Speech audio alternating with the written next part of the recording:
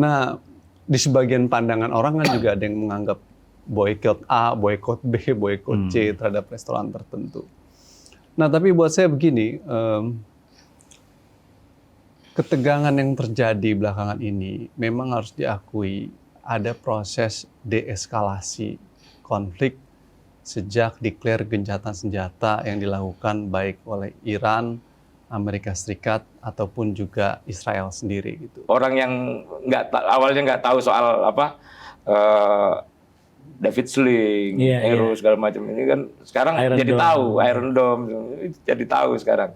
Dan ini belum kelihatan, padahal belum kelihatan perang daratnya kan gitu. Belum kelihatan perang darat, padahal sebenarnya kalau kita bicara soal itu ya perang itu sebenarnya ya paling nanti yang berlarut itu sebenarnya ya perang darat itu yang paling panjang, paling menguras energi, logistik segala macam kan perang darat ini. Yang disampaikan Iran itu, Iran memang dari awal ingin tampil kayak semacam pertarungannya itu negara yang komitmen pada nilai hukum. Jadi dia murni defensif. Kami melakukan begini karena diserang gitu. Jadi ketika dibawa untuk gencatan senjata syaratnya satu, musuh berhenti dulu nyerang. Nah ternyata ini kan Iran cepat mengetahui gerakan-gerakan Mossad di dalam negerinya. Akhirnya ketangkap. Jadi kalau enggak kan mereka pasang bom di mana-mana. Targetnya kan untuk membunuh Ayatollah Khamenei kan gitu. Iya.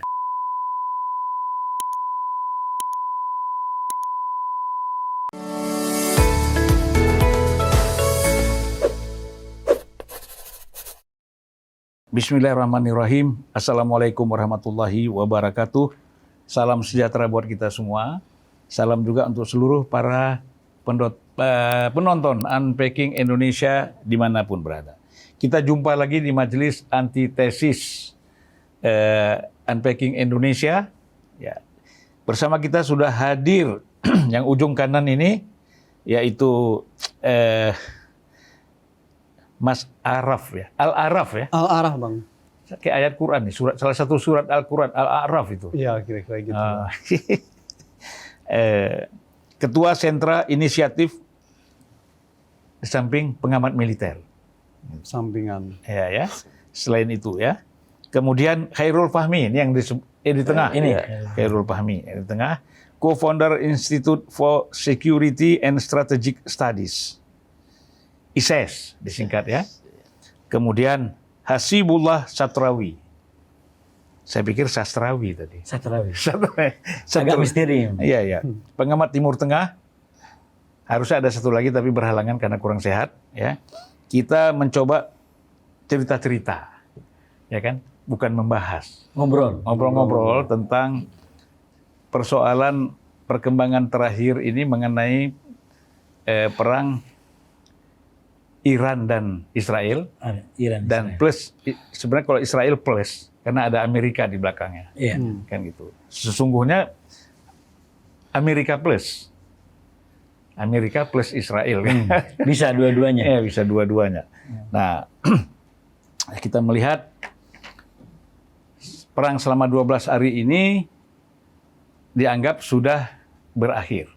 Iya. Ya. Tapi itu masih sepihak. Yang menganggap berakhir itu kan Amerika dan Israel. Tapi Iran tadi baru waktu kita mau naik ke sini, kita masih nonton ada rudal-rudal Iran masih masuk ke Israel. Live dari Al Jazeera.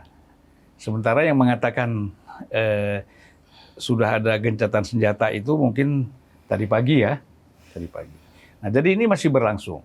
Dan bahkan ada statement salah satu petinggi militer Iran mengatakan bahwa kami tidak akan berhenti sebelum Netanyahu terbunuh. Iya. Karena biang kerok semua ini itu Netanyahu, dan dia mendapatkan power lagi setelah Trump menjadi presiden. Iya. Makanya dia begitu berani menyerang Iran karena mendapat dukungan dan berbagai fasilitas militer juga anggaran dari Amerika saat Trump ini menjadi presiden. Tentu sebelumnya juga mereka sudah dapat, tapi tidak sebesar ya apa yang dia terima pada saat Trump menjadi presiden. Dan Iran sudah mengatakan, kami sudah tahu bahwa Israel menyerang Iran yang pertama itu ada Amerika di dalamnya. Jadi sesungguhnya yang kami perangin ini adalah Amerika. Dan Tetapi Israel. proksinya ini Israel. Persis seperti Israel menyerang Hizbullah, misalnya Houthi menyerang. Kalau di sana kan, kalau Hamas itu bukan proksinya Iran, tetapi di sana ada Jihad Islam.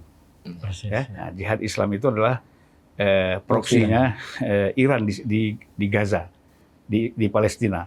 Nah, jadi kalau kita lihat sebenarnya perang ini tidak lagi bicara proksi, ya, sudah perang langsung ini. Iya. Makanya Amerika kan terakhir menunjukkan bahwa dia betul-betul ikut ketika dia menyerang fasilitas nuklir Iran, walaupun Iran mengatakan tidak ada bunker uranium yang terkena, ya, karena mereka sudah lama memindahkan itu. Nah, kita melihat, saya mungkin ke Mas Al-Araf dulu ya. Iya Bang. Nah, bagaimana nih melihat perkembangan ini? Pertama, perang ini mengganggu saya main bola nih Bang. Karena saya ini hobi main bola. Kira-kira kemarin 5 hari lalu saya ikut kompetisi di Jakarta dari pagi sampai sore itu klub saya. Klub apa? Klub bola saya Brawijaya Football Brawijaya. Club. Jadi saya hobi main bola. Ikut kompetisi sehari pagi sampai sore main. Ya. Juara 3 lah kita, dapat piala. Juara 3 di kompetisi itu, di acara itu, karena ada 20 klub tanding, ya. kita juara 3. Selesai tanding biasanya kita kan makan bareng-bareng nih Bang, ya kan? Merayakan lah. Ketika kita mau merayakan, kita merayakan di restoran A nih. Wah, kebelah tuh satu klub. Oh, saya nggak mau. Karena dia nyerang restoran itu terafiliasi sama negara ini yang nyerang Palestina sama Iran. Wah, yang satu nggak apa-apa lah. Kan restorannya juga orang Indonesia yang jualan, kasihan dong. Akhirnya nggak jadilah kita merayakan tuh kan, karena nggak jadi ke restoran itu, bubarlah pula kita kan. Nah, jadi hobi saya terganggu nih main bola karena perang Di Timur Tengah ini gitu kan. Nah, di sebagian pandangan orang kan juga ada yang menganggap boykot A, boykot B, boykot C terhadap restoran tertentu. Nah, tapi buat saya begini. Ketegangan yang terjadi belakangan ini memang harus diakui ada proses deeskalasi konflik sejak declare gencatan senjata yang dilakukan baik oleh Iran, Amerika Serikat, ataupun juga Israel sendiri gitu. Nah, mereka memiliki kesepakatan untuk melakukan gencatan senjata. Gitu. Meski juga tadi Bang Zulfan katakan masih ada serangan-serangan dilakukan oleh Iran. Dalam setiap konflik dalam fase ceasefire itu Bang, akan selalu ada masih sisa-sisa letupan, ketegangan yang seringkali berujung pada itu. Tapi deeskalasi itu sesungguhnya hanya sementara, gitu. Karena kita belum tahu bagaimana dinamika ke depan terhadap konflik yang terjadi di Timur Tengah. Itu pertama. Tapi poin saya adalah apa yang kita inginkan dari suatu kondisi di Timur Tengah adalah ya tentu kita ingin zona damai, perdamaian, nggak terjadi perang gitu. Tapi pada sisi lain juga sama. Israel tidak menyerang Gaza dan Palestina karena telah menimbulkan kejahatan kemanusiaan, karena ICC sudah mendeklar bahwa Netanyahu adalah penjahat perang lah kira-kira. Pada sisi lain juga Iran menahan diri dan Amerika juga nggak nyerang kepada Iran gitu. Ini yang harus dilakukan. Kita harus membangun zona damai terlebih dahulu. Ini pertama, Pak. Yang kedua, secara perspektif kita bisa lihat dari perspektif historis atau juga perspektif aktor atau juga perspektif ekonomi dalam lihat dinamika ini. Kalau kita lihat dari perspektif historis, memang ketegangan ini kan terjadi sejak 1979 pasca revolusi Iran itu, ketika Ayatullah menyatakan menjadikan Israel menjadi bagian masalah buat dia karena jajahan terhadap Palestina dan lain sebagainya itu.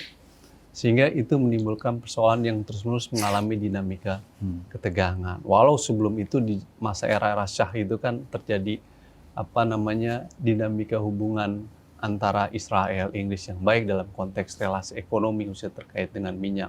Tapi pasca revolusi Iran kan memang terjadi ketegangan karena memang sikap politik imam ini kan tidak mengambil sikap kooperatif seperti rezim sebelumnya pada masa Pahlavi itu.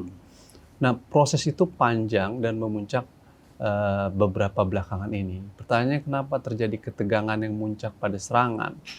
Pada satu sisi, tentu bagi pihak Israel dan Amerika akan menjadikan dalih bahwa isu nuklir yang dimiliki oleh Iran dengan tingkat kapasitas yang meningkat ke level 50-60% untuk senjata menjadi ancaman, karena kalau ke 90% 2 tahun lagi takut terjadi serangan nuklir oleh Iran.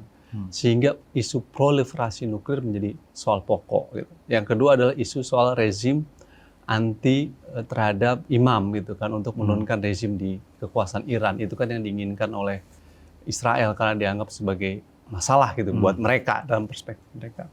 Maka kalau kita lihat dalam perspektif isu tentang nuklir, pertanyaannya adalah apakah kemudian persoalan nuklir di Iran itu kesalahan di dalam mendekati upaya proliferasi terhadap Iran yang dilakukan Amerika, ataukah ketidaksabaran dan kekacauan rezim Trump sejak periode pertama?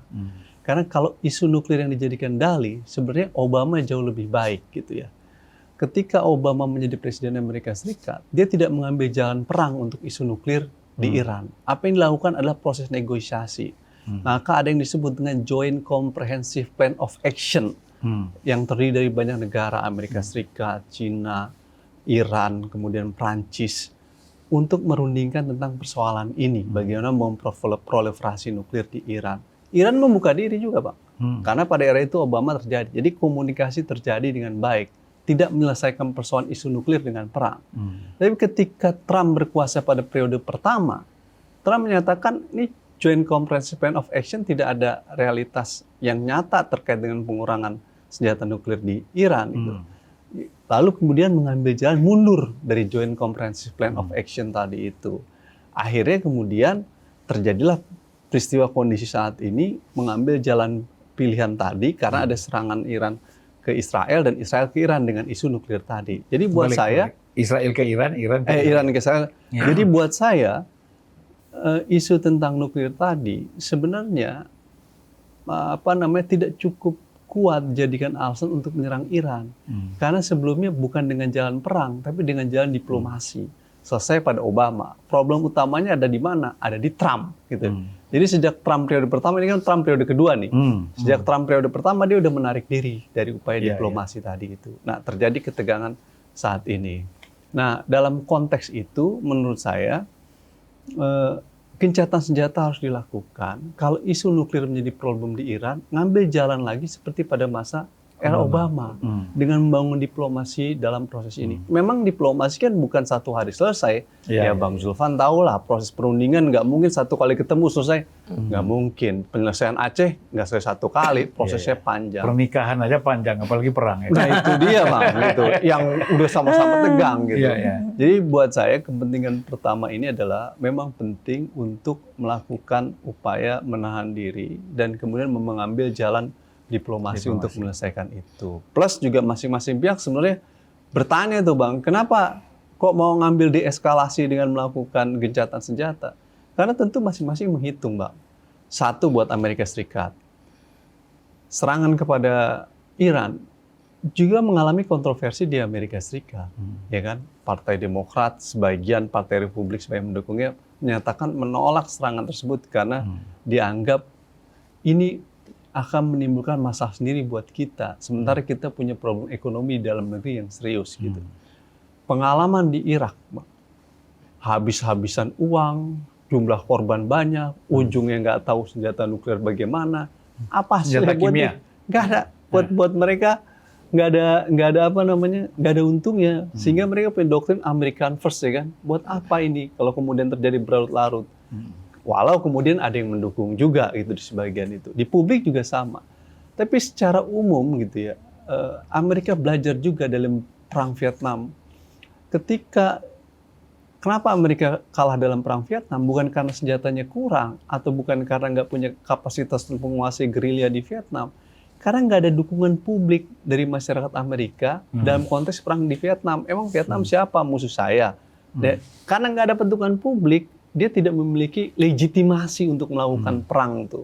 Sehingga dia didelegitimasi. Dalam konteks Iran, Trump juga pasti akan menghitung, kalau gue perang habis-habisan, orang nggak perang sama Iran aja gue di demo karena persoalan kebijakan di dalam negeri, apalagi dengan perang dengan Iran secara total loh ya. Dia kan menganggap baru terbatas nih, maka dia akan menimbulkan krisis di dalam negeri. Situasi politik itu dihitung oleh Trump sehingga juga mempertimbangkan masukan-masukan dan mencoba menahan gencatan senjata tadi. Menurut saya ketidaksolidan di dalam internal Amerika Serikat, khususnya di publik dan di parlemen juga dihitung oleh Trump bahwa ini nggak bisa terus-menerus jadi gencatan senjata. Tapi pada sisi lain, buat Israel juga menghitung kalau Amerika menahan diri dengan dinamika yang ada, ya Israel juga akan bingung kalau nggak ada cover dari Amerika, backup Amerika, berat nih bang perang melawan Iran. Oke. Pada satu sisi Iran juga menghitung bang, bagaimana tentang Rusia dan Cina. Kalau Amerika sama Israel melakukan serangan terhadap Iran nggak dapat backup dari Rusia dan Cina, ini jadi problem sendiri.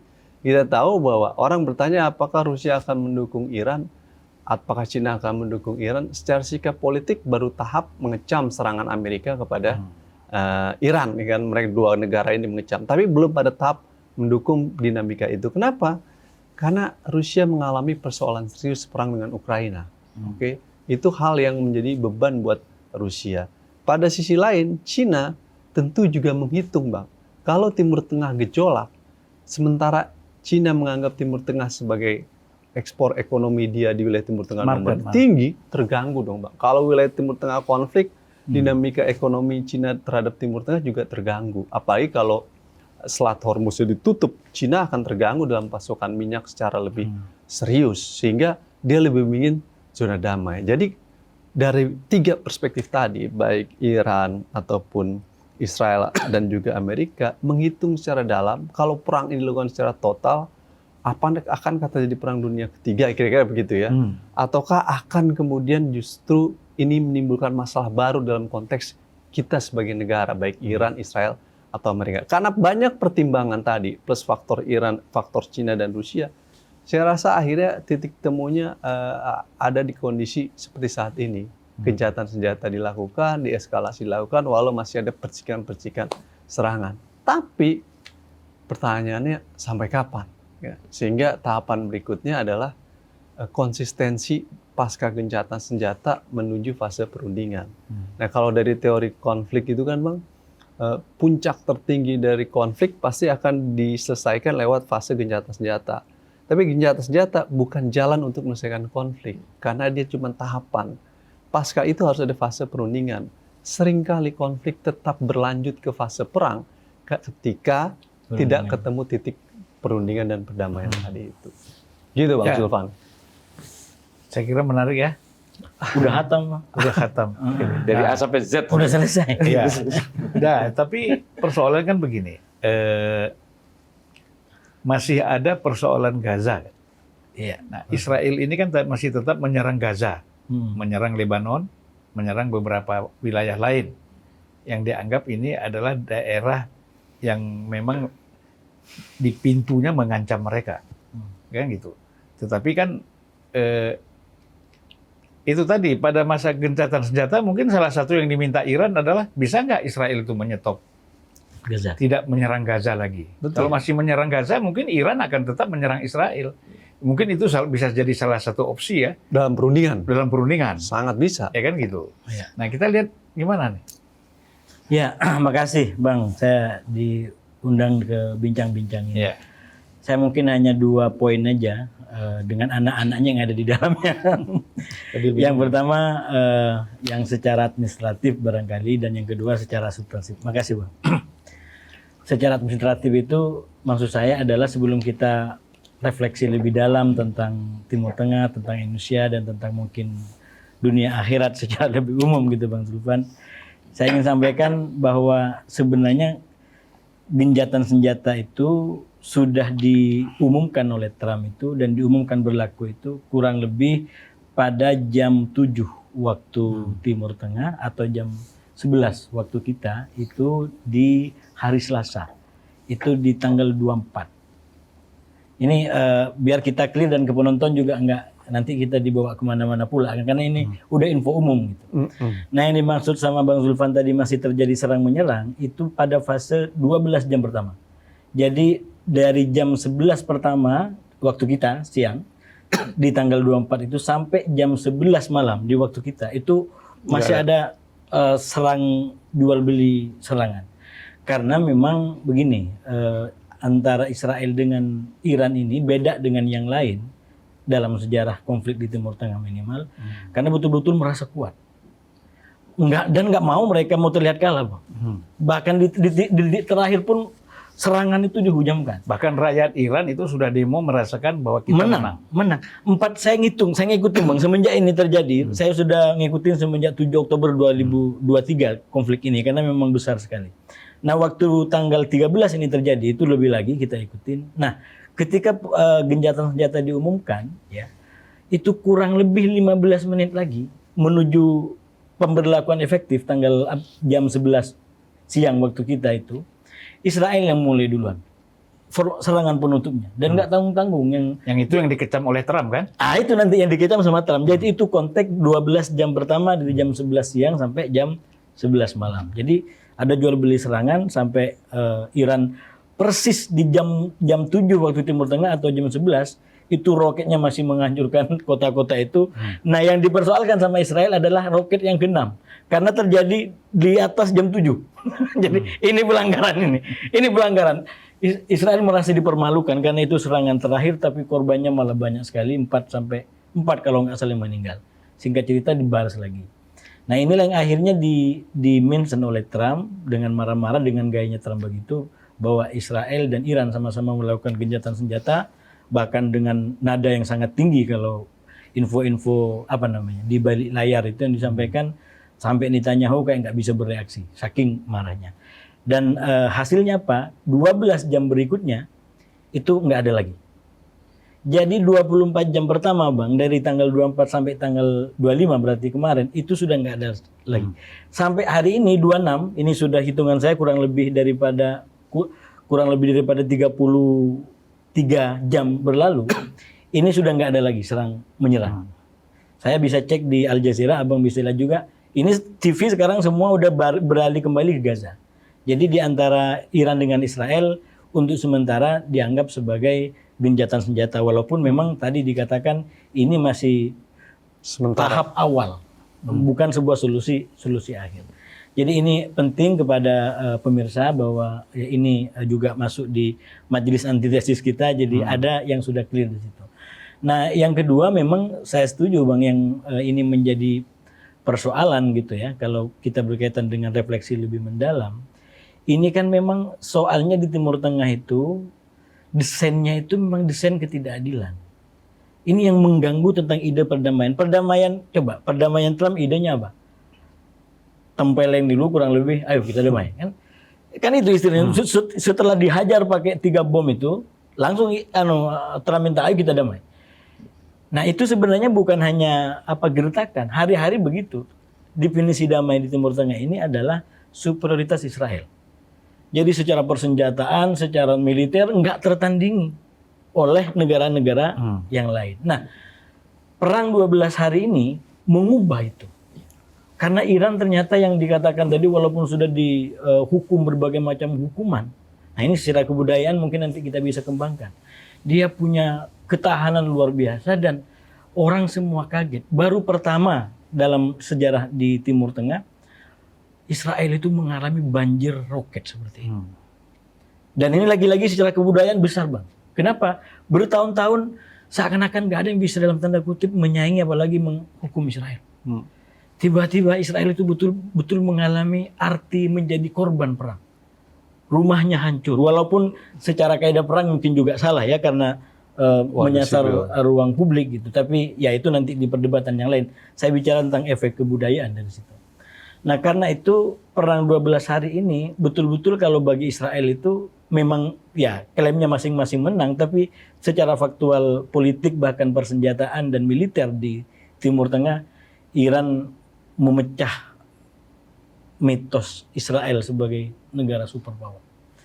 Dan ini justru kalau bagi saya, kami yang belajar Timur Tengah, justru menjadi tantangan karena kerawanan itu menjadi lebih permanen. Berarti kalau ke depan nanti Israel nyerang lagi pasti diborong sama Iran. Jadi kalau dulu kan siapa yang mau melakukan itu? Melintas ke Hizbullah paling nggak ada langsung. Kalau sekarang Iran dengan kenyataan begini itu membuat Timur Tengah berada dalam kerentanan yang berkelanjutan. Kalau kata Bang Arab tadi nggak langsung disertakan dengan ide-ide yang lebih permanen mengenai perdamaian. Saya menyebutnya sebagai ide perdamaian berdasarkan katakanlah koeksisten, ya, yang lebih memberdayakan, lebih setara, lebih menghormati negara-negara ini. Equal istilahnya. Jadi nggak, yuk aku yang di atas, kamu ikut aja, itu baru kita damai. Gitu. Tapi yang ketiga, karena ini catatan saya kecil aja, di balik ini semua Bang, kalau saya mengamati ya, ada persoalan yang lebih serius yang mungkin juga dibahas oleh teman-teman.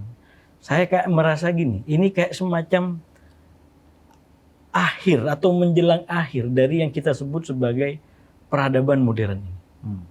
Kalau kita baca dari polanya, coba apa yang bisa dipertahankan dari sistem modern yang sekarang kalau kita lihat dengan perang Timur Tengah ini. Selama ini katakanlah modernitas sebagai sebuah sistem hidup yang kita ingin lebih baik daripada zaman dulu yang perang berdasarkan agama atau apa, kan salah satunya nilai-nilai agungnya, soal kemanusiaan, soal kesetaraan. Dan di mana itu sekarang? Di Gaza. Nilainya itu nggak ada. Jadi you punya kemanusiaan, tapi kemanusiaan yang kata orang Betawi mungkin peyang gitu ya. Jadi nggak berlaku. Jadi ini manusiawi kalau kamu teman, tapi kalau kamu bukan teman, nggak ada rumus itu. Jadi secara nilai ini sudah dihancurkan. Nah yang kedua yang tidak kalah mengerikan saya itu melihatnya, sistem nilainya pun yang selama ini digunakan untuk menopang, itu juga dihancurkan. Yang menghancurin bukan orang-orang timur yang dianggap kurang beradab dalam tanda kutip gitu ya. Ini justru mereka sendiri. Coba kata Bang Arab tadi, Netanyahu sudah dikeluarkan putusan oleh ICC sebagai diduga penjahat perang. Ya. Tapi apa yang dilakukan Trump? Saya setuju itu Trump. Menghukum hakimnya. Jadi bagaimana produk hukum lalu kemudian dihancurkan oleh kekuasaan. Ini lagi-lagi kita balik kepada zaman abad pertengahan ini kalau begini terus-menerus ini. Jadi yang disebut sebagai kedaulatan hukum sekarang kita pertanyakan. Karena tadi proses hukum ICC itu hakimnya malah dihukum sama Trump. Kalau modelnya begini kita mau apa? Yang saya bilang tadi. Dan negara lain diam. Negara lain juga, ya itu di PBB-nya nanti yang udah kita bilang kan sudah terkondisikan semua, nggak bisa menjadi lebih adil gitu. Nah persoalan lebih krusial kalau ini peradaban memang mau nyungsep gitu ya, mau hancur, alternatifnya nggak ada Bang. Saya berharap kayak Iran, kayak Rusia, kayak Cina, sebenarnya ibarat kalau abang tadi kayak perkawinan, kalau konteks Timur Tengah, ini pangeran tampan kalau bagi negara-negara Timur Tengah. Berharap segera ngelamar, ayo lamar saya. Karena Timur Tengah itu dalam koalisi dan persekutuan dengan Amerika dan Israel, istilahnya kurang dapat kehormatan dalam tanda kutip ya. Kenapa nggak dapat kehormatan? Rakyatnya itu anti Israel Bang. Kalau kita ke Timur Tengah nggak ada yang pro Israel. Mulai dari yang paling desa sampai katakanlah yang paling maju sekarang di Arab Teluk. Tapi kan suara ini kayak orang menoleh ya, badannya anti Israel tapi kepalanya senyum dengan Israel. Jadi konteksnya nggak ada kelurusan badan ini. Makanya ketika Iran berhasil menyerang, coba lihat itu videonya. Orang sambil joget-joget coba. Itu roket Bang terbang Bang. Tapi orang-orang di sekitar Israel kayak pesta pora. Itu kan kayak nestapa secara kebudayaan. Bagaimana orang akan menderita kena roket. Ini kalau kita bicara kemanusiaan yang lebih genuine gitu ya. Mau Israel kayak mau Yahudi kalau kena roket kan derita itu. Musuh kita mau kena roket kita. Itu cerminan karena ketidakadilan menaun yang sudah berlangsung lama. Nah sekali lagi Cina dengan berbagai macam yang sudah dilakukan berharap lebih full. Tapi Cina juga nggak langsung datang Bang. Ya katakanlah dia udah sempat bantu rekonsiliasi. Nggak ada tuh lebih total, oke saya mau serius sama kamu. Nggak ada. Rusia juga sama. Jadi kayak, loh ini sebenarnya serius nggak sih untuk menata ulang gitu. Iya. Itu catatan sebentar Bang dari yang berkembang sampai hari ini. Kita kembali persoalan keterlibatan Cina dan Rusia ya. Tadi sudah sebagian juga dijelaskan Rusia punya problem. Sebenarnya Cina juga walaupun belum terjadi konflik dengan Taiwan juga jadi ada masalah gitu ya. Tetapi kalau kita lihat posisi Iran, dia memang tidak sama sekali tergantung kepada Cina dan Rusia. Persis. Karena mereka perang 10 tahun ketika Barat, Amerika, Eropa, dan seluruh sekutu di Timur Tengah menggunakan Saddam Hussein sebagai pintu masuk untuk menyerang Iran selama 10 tahun. Iya, iya. Padahal Iran waktu itu kan belum punya apa-apa. Baru setahun revolusi. Belum ada persiapan senjata, belum ada persiapan seperti kekuatan sekarang. Iya. Tapi mereka bisa bertahan, dan kemudian justru yang minta gencatan senjata itu pihak Amerika. Iya. Dengan menggunakan PBB supaya ada perdamaian. Ya Iran waktu itu menerima karena dia. Nah ini jadi ada satu hal secara militer ya kita lihat. Perang ini kan sangat terbatas ketika menggunakan rudal dan pesawat, ya kan? Udara semua basisnya. Udara. Tapi kan perang panjang itu ketika di darat. Nah Iran itu memang kalau di darat unggul, ya. Dia bisa lebih unggul menurut saya karena 10 tahun itu tuh perang daratnya 9 tahun lebih. Dia bisa bertahan, ya kan? Nah ini tentu kita masuk pada Bung Fahmi. Ini sangat saya kira menarik ya untuk kita melihat perkembangan selanjutnya itu seperti apa ya. Karena tingkat kepercayaan terutama Ayatollah Khamenei misalnya dan para elit militer di Iran terhadap Trump dan Netanyahu itu sangat kecil. Walaupun sudah gencatan senjata misalnya, mereka tetap tidak percaya. Karena paling sering sekali Israel dengan Lebanon, dengan Hamas itu kan melanggar gencatan senjata. Dan oleh karena itu mereka tuh nggak percaya. Jadi sangat hati-hati kan. Nah kalau kan sulit juga mau perundingan kalau nggak percaya, tidak ada percaya trust satu sama lain. Gimana Bung Fahmi? Iya ini perang terbuka sekarang ini menarik ya sebenarnya karena kalau berbeda dengan perang Iran, Irak atau ya sebelum-sebelumnya lah ya itu kan kita bicara perang darat, kita bicara perang darat yang panjang. Sekarang kita mengklaim sedang menyaksikan perang, tapi yang terlihat itu hanya saling rudal meluncur dari Iran ke Israel, Israel ke Iran gitu ya. Pesawatnya Israel malah nggak terlihat. Drone gitu ya, drone dan yang juga kemudian banyak dibahas ya soal sistem pertahanan udara. Kan, gitu. Orang yang awalnya nggak tahu soal David Sling, Aero segala macam ini kan sekarang jadi tahu, Iron Dome jadi tahu sekarang.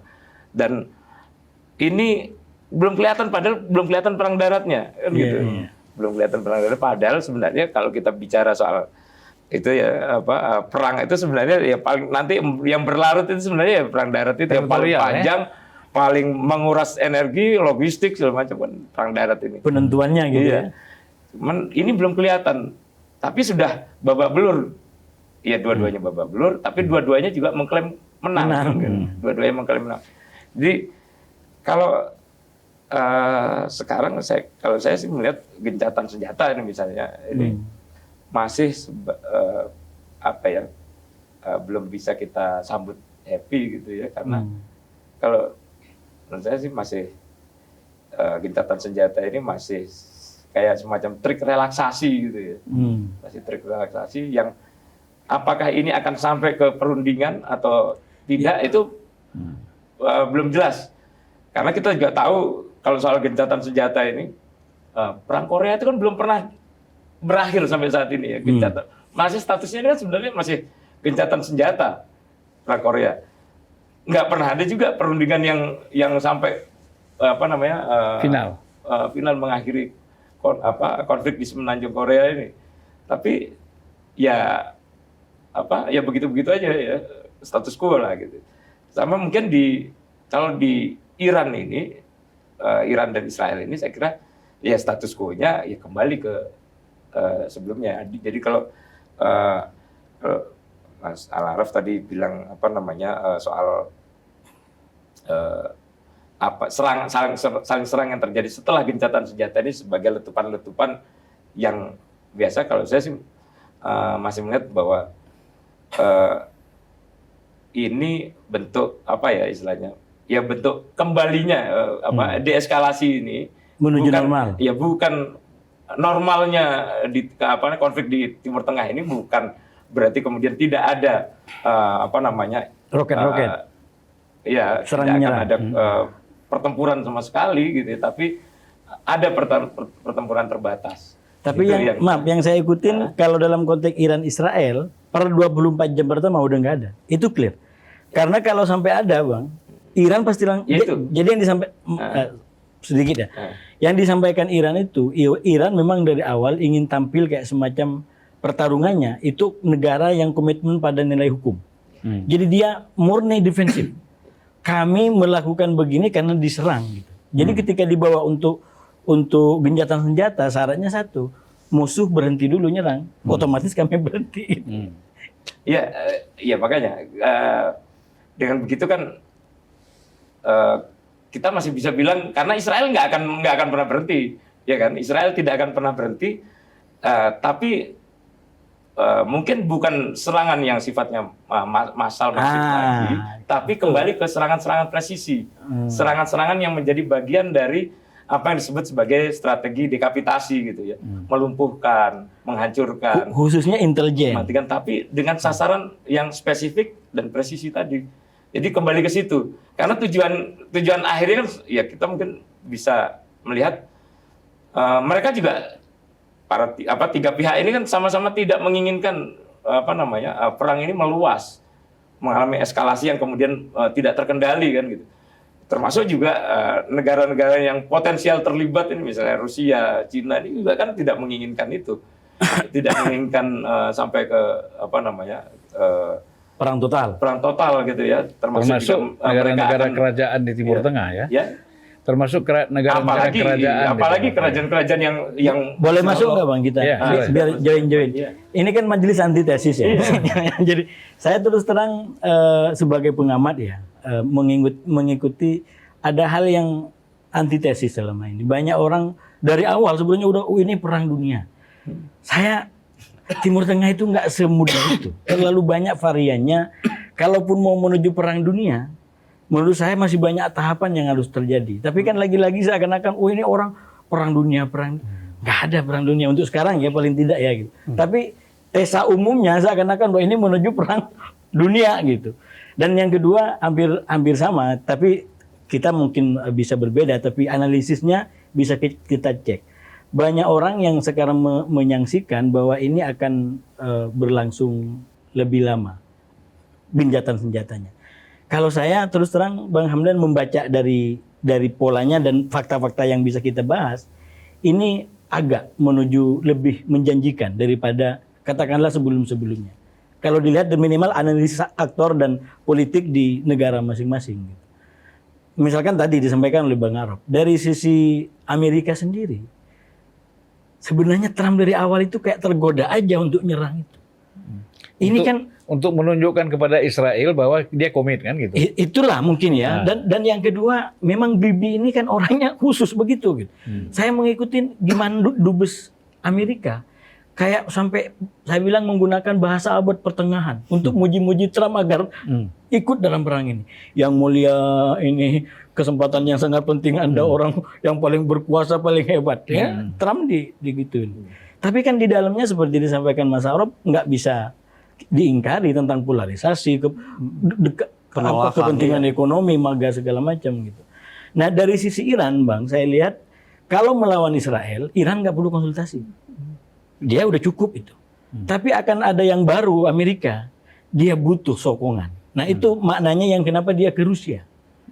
Jadi saya secara politik membaca kunjungan ke Rusia itu sebenarnya untuk ngecek kemampuan dia seperti apa kalau saya perang total. Dan pulang dari kunjungan gencatan terjadi. Tuh, karena saya yakin dari Rusia sendiri, saya sudah hancur-hancuran di Ukraina ini, jadi balik aja ke deeskalasi gitu. Jadi saya menganggap dari sisi Iran sendiri ada kepentingan untuk deeskalasi. Nah oleh karena itu tentu sekali lagi dengan fakta baru bahwa Iran dan Israel sekarang sejajar, saya katakan tadi itu kerawanan permanen. Sekali Israel nyerang akan diborong sama Iran. Itu logika konflik ke depan. Itu nggak terjadi sebelumnya. walaupun apa namanya, dan nggak nyampe kalau Houthi nyerang nggak nyampe kalau punya Iran langsung tembus ke situ. Tapi untuk sementara mungkin, nah ini siapa tahu bisa jadi usulan ke pemerintah gitu ya, kebijakan entah ekonomi atau ke politik. Bacaan sementara saya paling tidak untuk 1 minggu atau mungkin setengah bulan kayaknya akan menuju kondusif. Nggak tahu kalau setelah itu. Kalau Mas Fahmi sebenarnya menyederhanakan tadi ngomong begini, perang sementara dalam tahap gencatan senjata, tapi bukan berarti konflik berakhir. Persis. Karena konflik masih terus berlangsung. Persis. Dua belah Saya pihak punya ingin tujuan masuk yang berbeda. begini sebenarnya.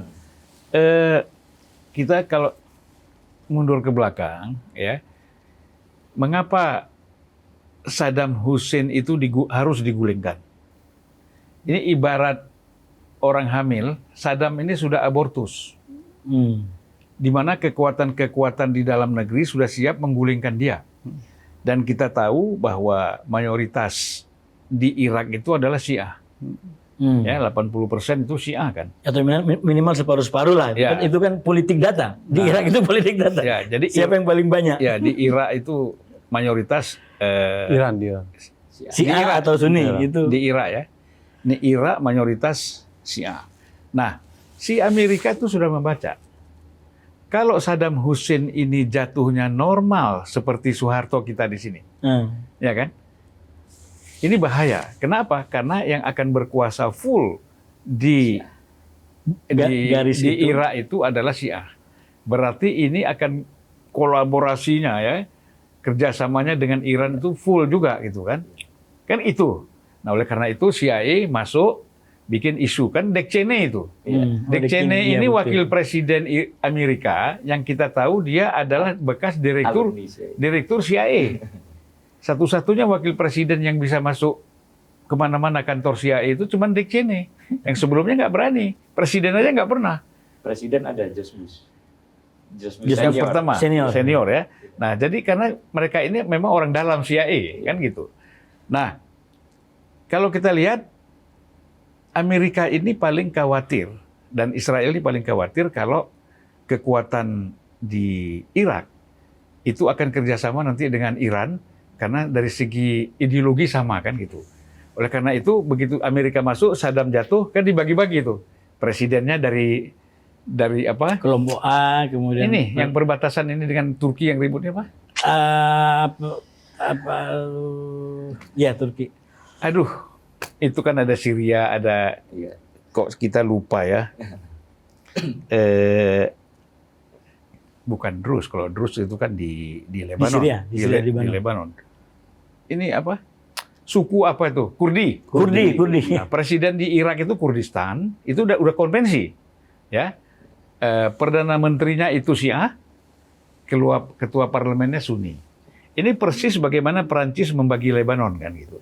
Lebanon itu kan presidennya Palangis, kemudian Perdana Menteri Sunni ya. Ketua parlemennya Syiah ya. Gitu kan. Nah, di Irak itu berhasil. Nah, saya juga meyakini kalau lihat langkah-langkah ini gitu ya. Nanti tolong dijelaskan juga ya. Dari langkah-langkah ini, Israel merasa sudah bisa ini kita dengan menyerang Iran ini kita sudah bisa menggulingkan pemerintahan Iran. Karena dia dapat informasi dari Mossad yang sudah dia tanamkan lama di Iran. Gitu kan. Dan terakhir terdapat satu bunker, di situ ada puluhan orang sedang merakit yang namanya drone untuk menyerang Iran dari dalam negeri. Nah, ternyata ini kan Iran cepat mengetahui gerakan-gerakan Mossad di dalam negerinya. Akhirnya ketangkap. Jadi kalau enggak kan mereka pasang bom di mana-mana. Targetnya kan untuk membunuh Ayatollah Khamenei kan gitu. Nah, ternyata ini ketahuan, tidak berhasil gitu loh. Di sini mungkin mereka akan mundur dulu nih. Kita gagal dari segi intelijen dan militer. Kita mundur dulu buat Israel dan Amerika ya.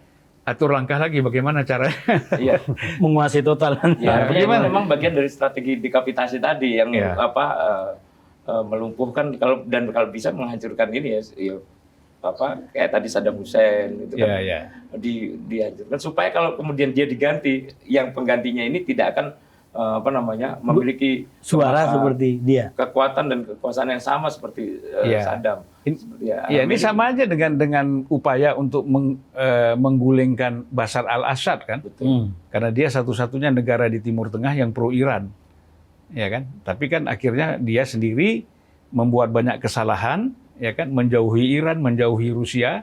Dia coba kolaborasi dengan Saudi Arabia, dengan Qatar, akhirnya dia sendiri terusir. Gitu. Gimana, Bung Arab? Ya, Bang Zulfan dijelasin panjang tuh menurut saya. Ini saya bingung, saya mau data ya Bang narasumber ini cocok. Enggak. Ini kan Bercanda, Bang. namanya kan kita ngobrol-ngobrol. Karena Abang jauh lebih banyak berinformasi tadi itu.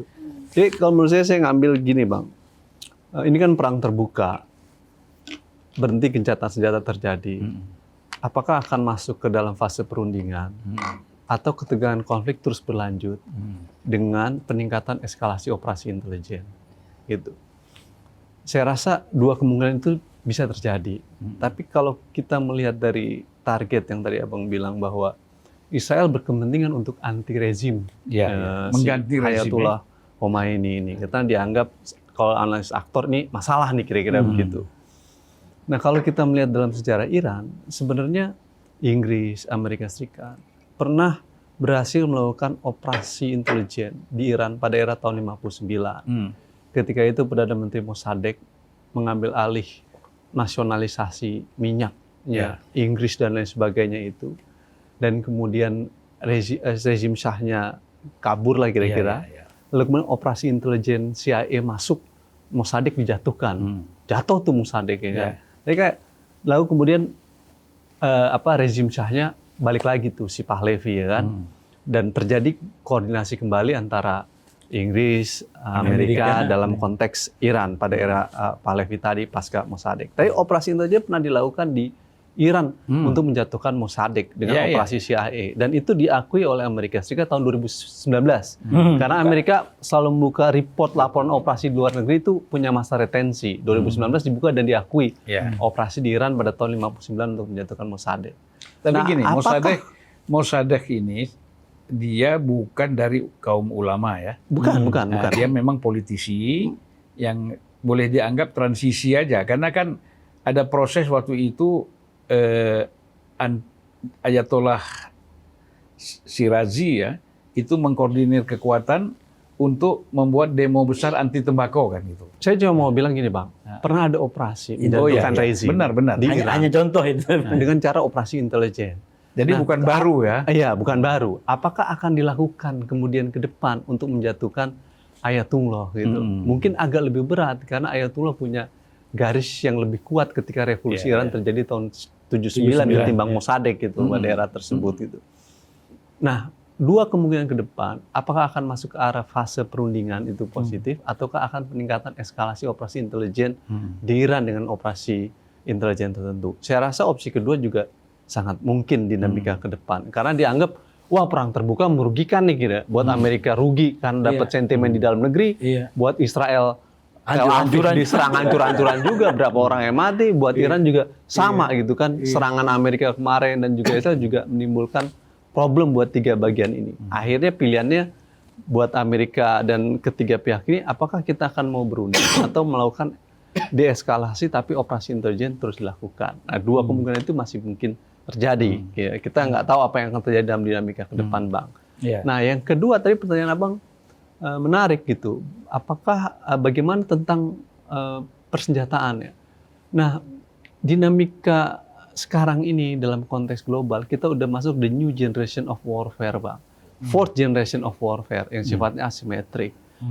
Ketentuan kemenangan peperangan dua yang faktor kunci. Yang pertama adalah teknologi pertahanan yang hebat. Ya, berbeda kalau kita nonton Saving Private Ryan, Perang Dunia I, Perang Dunia II.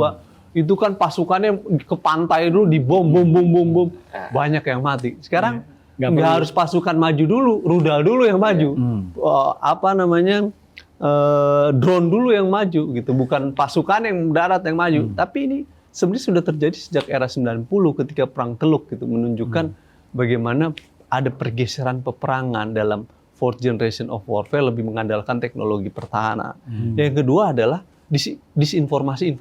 Perang informasi ini kan terjadi dalam dunia cyber. Di Israel akan menganggap kita yang mati dikit kok. Di Iran juga sama kita bilang itu dalam dunia media maya apalah TikTok saling serang. Itu dua kekuatan. Yang ketiga adalah tentara yang profesional.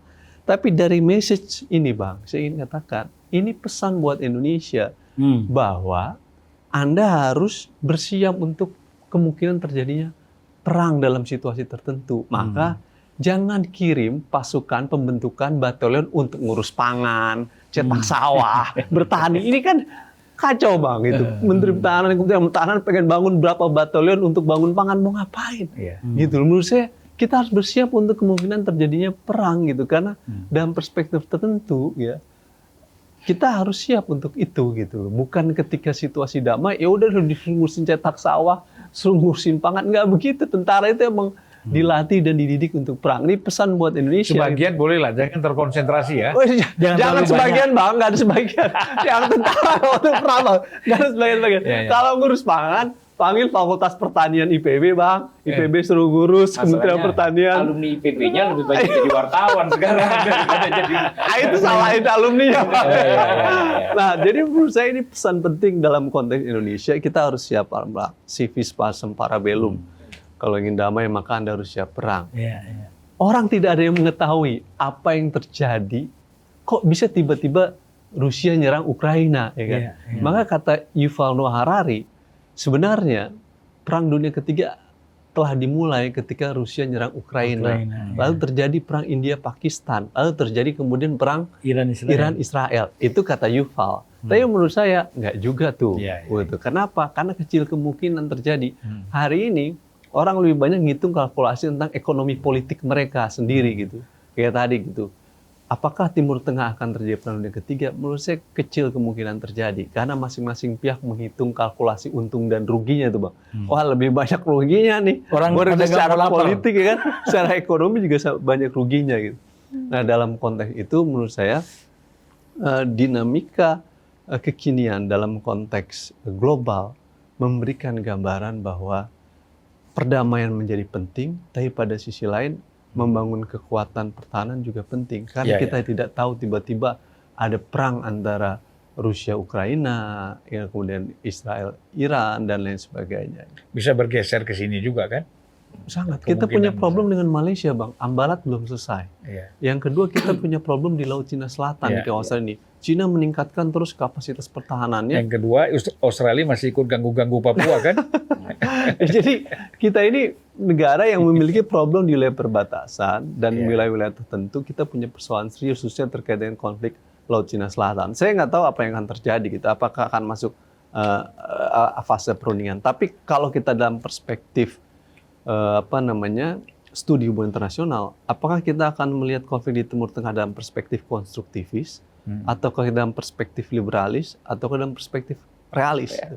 Kalau dalam perspektif konstruktivis, maka tadi dibilang harusnya konflik ini dimaknai sebagai pesan buat kita untuk membangun ide, membangun kesepakatan zona damai. Seperti yang bilang, ya udah deh, kalau Anda pengen isu proliferasi nuklir di Iran, tapi saya minta Anda jangan nyerang Pakistan dong. Jangan nyerang Palestina dong.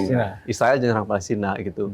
Pun sebaliknya, oke kita masuk ke round table baru tentang proliferasi nuklir seperti pada era Obama, saya nggak masalah gitu.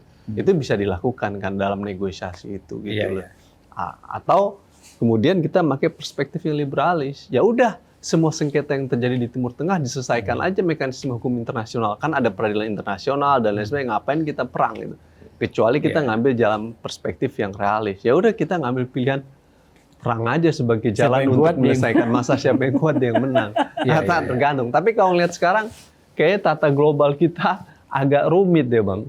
Perang Cina ekonomi dengan Amerika aja bikin pusing kepala ya kan. Lalu kemudian persoalan Rusia Ukraina juga bikin pusing kepala, sehingga orang anggap ini kita ada problem ekonomi nih bro, ya kan, sehingga kita tahan diri dulu juga. Dan ingat, Iran punya kunci itu di Selat Hormuz itu, ya kan. Kalau dia tutup itu blok, bukan hanya Iran, Israel dan Palestina masalah, seluruh dunia punya problem. Indonesia akan turun ekonominya itu karena persoalan krisis minyak, energi Bang. Krisis ini energi dihitung. Jadi Iran punya kunci di situ tuh. Kecuali tapi begini juga. Kalau kita bicara kesiapan ya, mental, Iran itu mungkin paling siap. Mengapa? Mungkin saya udah 20 kali ke sana ya. Dan selalu ngobrol dengan orang-orang itu. Karena mereka itu diembargo kan 45 tahun. Udah ikut imam nih abang sekarang. Hah? Udah ikut imam dah. Berkunjung aja. Berkunjung ya. Iya kan, berkunjung. Nah, jadi saya dulu sebelum ISIS masuk Timur Tengah, hampir setahun 2 kali saya keliling. Mulai dari Damaskus, terus saya Beirut dulu ya, landing di Beirut, jalan ke Damaskus, ke Syria, terus jalan ke Yordan, Kuwait, terus ke Irak, sampai ke Turki, balik lagi ke Iran gitu. Ya kan, pulangnya ke Siprus kan gitu. Baru kita berangkat ke Indonesia lagi. Nah, jadi kalau kita lihat mental, mereka memang siap dalam bentuk apapun. Ya. Karena mereka sudah memang diembargo 45 tahun. Ya. Nah, tetapi di sini hebatnya, walaupun mereka siap mental, tetapi mereka juga mempunyai persiapan-persiapan teknologi, pangan, ya, dan kebutuhan-kebutuhan rakyat.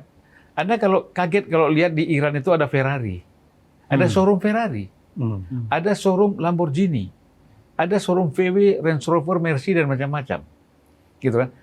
Polisi kita di sini kan pakai mobilnya mobil Jepang ya. Polisi di Iran itu lalu lintasnya itu kalau ngejar orang pakai Mercedes.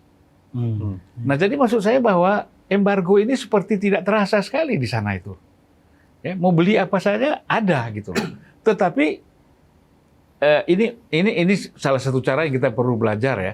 Jangan kita ini, kalau kita kan dulu mengencangkan ikat pinggang. Oke, setelah di tengah-tengah kencangkan ikat pinggang itu apa yang kita persiapkan? Apa yang kita bangun? Gitu kan? Oke, soal pangan tadi, soal energi kan gitu.